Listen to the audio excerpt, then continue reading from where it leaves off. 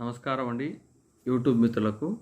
ఆంధ్రప్రదేశ్లో గతంలో జగన్మోహన్ రెడ్డి అధికారంలో ఉన్నప్పుడు ఏ అభివృద్ధి కార్యక్రమం చేపట్టినా తెలుగుదేశం కానీ, జనసేన కానీ, బీజేపీ కానీ పార్టీలతో సంబంధం లేకుండా అందరూ ముక్తకంఠంతో బాదుడే బాదుడు, జగన్మోహన్ రెడ్డి గారు మీ నడ్డి విరుస్తున్నాడు, పన్నులు మీ పైన భారం వేయడానికి ఆ యొక్క కార్యక్రమం చేపట్టినాడని చెప్పి ఇష్టం వచ్చినట్టు వాళ్ళ మీడియాలలో ప్రచారం చేసి, సోషల్ మీడియాలో ప్రచారం చేసి జగన్మోహన్ రెడ్డిని బదనాం చేసి లాస్ట్కి జగన్మోహన్ రెడ్డి గారు అధికారం కోల్పోయే విధంగా వాళ్ళు మీడియాలలో జగన్మోహన్ రెడ్డిని చూపించడం జరిగింది. కానీ ఇప్పుడు వీళ్ళు అధికారంలోకి వచ్చిన తర్వాత దాదాపుగా రాష్ట్రంలో 27 రహదారులు దెబ్బతిన్నాయి. తక్షణం వీటిని వేయవలసిన పరిస్థితి. వీటికి డబ్బులు మన దగ్గర లేవు, నిధులు లేవు, రోడ్లు ఇప్పటికిప్పుడు రెడీ చేయాలంటే మన దగ్గర అమౌంట్ లేదు. దీనికి ప్రత్యామ్నాయంగా వీళ్ళంతా ఆలోచన చేసుకొని దాదాపుగా దీనికి అయ్యే ఖర్చు అంతా ప్రైవేట్ వ్యక్తులకు అప్పచెప్పి ప్రైవేటు వ్యక్తులతో భాగస్వామ్యమై వాళ్ళ ద్వారా రోడ్లు వేయించి వాళ్ళు ప్లస్ ప్రభుత్వం ఇద్దరు కలిసి ప్రజల నుంచి ఆ రోడ్డు గుండా ఎవరైతే వీళ్ళు తయారు చేసిన రోడ్డు గుండా ఎవరైతే ప్రయాణిస్తారో ప్రయాణికులు వాళ్ళ కార్ల నుంచి, బైకుల నుంచి, ఆటోల నుంచి టోల్ గేట్ల రూపంలో పన్నులు వసూలు చేసి అటు కాంట్రాక్టర్కు ప్లస్ ఇటు ఈ యొక్క ప్రభుత్వానికి ఆదాయ వనరుగా మార్చుకోవాలని చెప్పి వాళ్ళు నిర్ణయించుకొని ప్రస్తుతానికి ఇప్పుడిప్పుడు పూర్తిగా ఏ అయితే రహదారులు ఉన్నాయో వాటిని ఐడెంటిఫై చేయాలని చెప్పి రాష్ట్రంలో 27 రహదారులను వాళ్ళు గుర్తించడం జరిగింది. ఒక్కసారి మనం ఆలోచన చేస్తే గతంలో జగన్మోహన్ రెడ్డి గారు అధికారంలో ఉన్నప్పుడు రోడ్లు సరిగా లేవు అని చెప్పి వాళ్ళ ఛానళ్ళల్లో ఆ విధంగా చూపించిన వ్యక్తులు తర్వాత వీళ్ళ అధికారంలోకి వచ్చిన తర్వాత ఫ్లైయాస్తో రోడ్లు వేస్తే గట్టిగా ఉంటాయని చెప్పి ఒక మాట మాట్లాడి తర్వాత మన దగ్గర నిధులు లేవని చెప్పి ఇప్పుడు ఈ కార్యక్రమానికి పూనుకొని ఈ యొక్క ప్రైవేటు వ్యక్తుల ద్వారా ప్రభుత్వానికి లాభం వచ్చే విధంగా టోల్గేట్లు వేసి వసూలు చేద్దాం అని చెప్పి ఒక నిర్ణయానికి వచ్చినట్టు తెలుస్తుంది.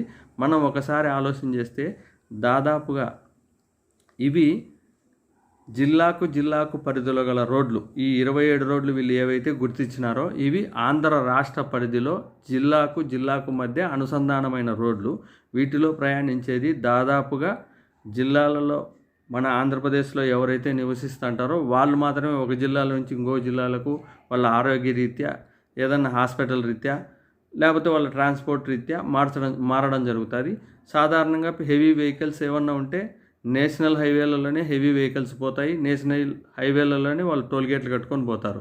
ఈ స్టేట్ హైవేల భారం ఓన్లీ ఎక్కువ పర్సెంట్ రాష్ట్రంలో ఎవరైతే ప్రజలు నివసిస్తారో వాళ్ళు ఒక జిల్లా నుంచి ఇంకో జిల్లాలకు ఎవరైతే ట్రావెల్ చేస్తారో వాళ్ళ మీదనే ఎక్కువ భారం పడే అవకాశం ఉన్నాయి.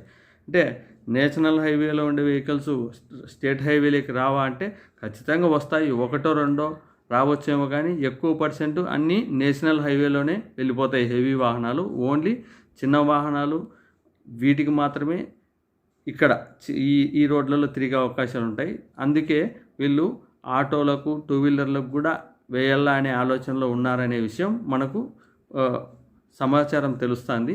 ఒకసారి మనం ఆలోచన చేస్తే గతంలో జగన్మోహన్ రెడ్డి గారు అధికారంలో ఉన్నప్పుడు చెత్తకు పన్ను వేస్తున్నాడు చెత్త ముఖ్యమంత్రి, అంటే నెలకు 30 రూపాయలు పన్ను చెత్త మీద విధించిన దానికి చెత్త ముఖ్యమంత్రి అని మాట్లాడిన వాళ్ళు మిమ్మల్ని బాదుడే బాదుడు, చెత్తతో కూడా బాదుతున్నాడని చెప్పి మాట్లాడినటోళ్ళు ఈరోజు వాళ్ళు రోడ్ల అభివృద్ధి పేరుతో రోడ్లను మేము చేస్తున్నామని చెప్పి ఈ విధంగా వాళ్ళు టోల్ గేట్ పెట్టి ఇదే ప్రజల నుండి వాళ్ళు వాహనాల నుండి పిండి వసూలు చేయడాన్ని ప్రజలు ఏ విధంగా స్వాగతిస్తారు? వీళ్ళు దీని గురించి వాళ్ళ మీడియా కానీ వాళ్ళు ఎవరైనా కానీ మాట్లాడితే చంద్రబాబు నాయుడు గారు ఒక విజనరీతో రోడ్లను మహర్దశ పట్టించడానికి ప్రైవేటు వ్యక్తులతో కాంట్రాక్ట్ కుదుర్చుకొని ఆయన చెప్పింటేనే ఆ వ్యక్తులు వచ్చి ఆ రోడ్లు వేస్తున్నారు, ఆయన మాట అటువంటిది అనే విధంగా ప్రజలలోకి తీసుకొని పోయి దీన్ని ఎవరు కానీ భూమి మీద ఉండేటోళ్ళు ఎవరూ చేయలేదు, ఆయన మాత్రమే ఇటువంటివి చేయగలుగుతాడు అనే విధంగా వాళ్ళు ప్రాపగండ సృష్టిస్తున్నారు. మరి ఇప్పుడు ఈ భారం మోయవలసి వస్తున్న ఆంధ్రప్రదేశ్ ప్రజలు భవిష్యత్తులో వాళ్ళు పన్నులు మొదలుపెట్టి రోడ్లు తయారైన తర్వాత అవైతే రోడ్లపైన ఎవరైతే ప్రయాణం చేస్తారో వాళ్ళు ఈ యొక్క టోల్గేట్ బాధను ఏ విధంగా స్వీకరిస్తారు, రాబోయే కాలంలో వీళ్ళకు పాజిటివ్గా ఉంటారా, నెగిటివ్గా ఉంటారా, లేదులే వీళ్ళు మనకు రోడ్డు వేసినారు, ఈ రోడ్డు గుండా మనం ట్యాక్స్ కట్టిపోదామని చెప్పి వాళ్ళు ఆలోచన చేస్తారా, మనం వేచి చూడాలా. ఎందుకంటే గతంలో ఏ చిన్న అభివృద్ధి కార్యక్రమం చేపట్టినా ఇన్ని వలువలు సిలువలుగా మాట్లాడే ఈ యొక్క తెలుగుదేశం పార్టీ, జనసేన పార్టీ వాళ్ళు ఇప్పుడు వాళ్ళ కార్యక్రమాలు మాత్రం ఉందాగా మా ఈ విధంగా చేస్తున్నామని చెప్పి చెప్పుకోవడం ఒక గమనార్హం.